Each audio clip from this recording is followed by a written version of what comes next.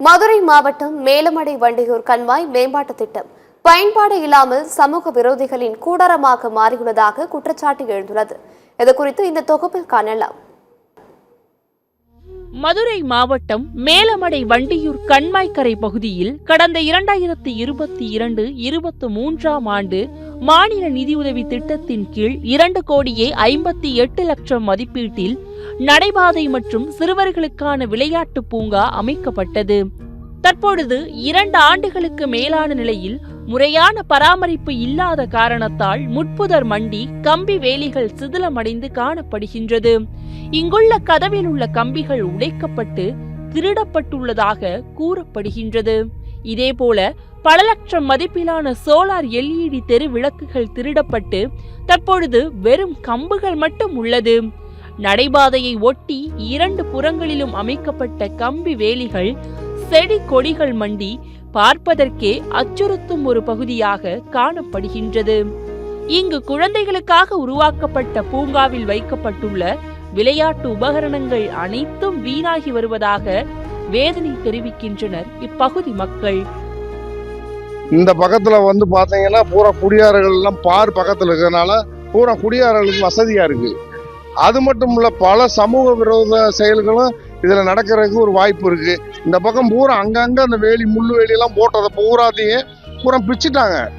அப்ப பிச்சு அந்த பணமெல்லாம் வேஸ்ட். அதனால கொஞ்சம் தயவு பண்ணி அதிகாரிங்க பார்த்து இதை நல்ல முறையில் பராமரித்து செஞ்சு கொடுத்தா பொதுமக்களுக்கு நல்ல முறையில் பயன்பாட்டுக்கு இருக்கு. காலையில் நட பழகிறதுக்கு போக வர்றதுக்கு எல்லாத்துக்கும் வசதியாக இருக்கும், பார்க்க நீட்டாகவும் இருக்கும். அண்மையில் முதலமைச்சர் வருகையை ஒட்டி அப்பகுதியில் இருந்த மரங்களின் கிளைகளை வெட்டிய போது அதிகாரிகளின் அலட்சியத்தால் அங்கிருந்த வேலி கம்பிகள் மீது அவை விழுந்ததில் இரும்பு கதவுகள் வேலி கம்பிகள் முழுவதும் சேதமடைந்தது. ஆனால் தற்போது வரை அவற்றை சீரமைக்க எந்த ஒரு நடவடிக்கையும் எடுக்கப்படவில்லை.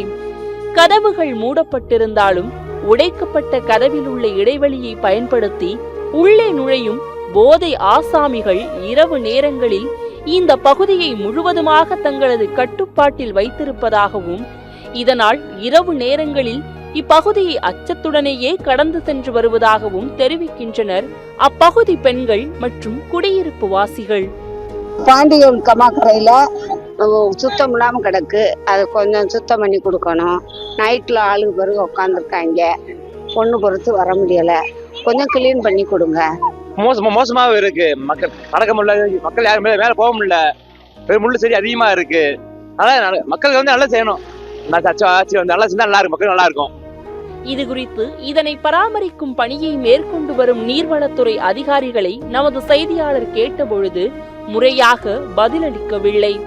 அதிகாரிகளின் அலட்சியத்தால் மக்களின் வரிப்பணம் ரூபாய் 2,58,00,000 முழுவதும் வீணாகி உள்ளது பெரும் வேதனையை ஏற்படுத்தி உள்ளதாக தெரிவிக்கும் மக்கள் மாவட்ட நிர்வாகம் மற்றும் தமிழ்நாடு அரசு உடனடியாக உரிய நடவடிக்கை எடுத்து சிறுவர் பூங்கா மற்றும் நடைபாதையை மக்கள் பயன்பாட்டிற்கு கொண்டு வர வேண்டும் எனவும் கோரிக்கை விடுத்துள்ளனர்.